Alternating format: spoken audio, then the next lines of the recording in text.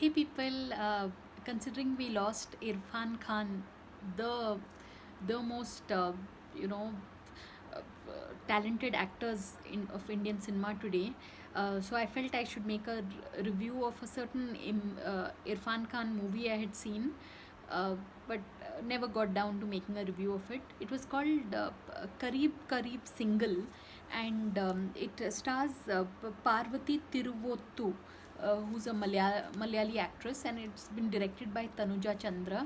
And really, yeah, I have to just say this, that when you watch this particular movie, one as an audience, one is just looking at Irfan Khan, like he had that impact on people, So it's you all should try and catch this flick. Yeah, it's called Kareeb Kareeb Single, and you can find it on Netflix.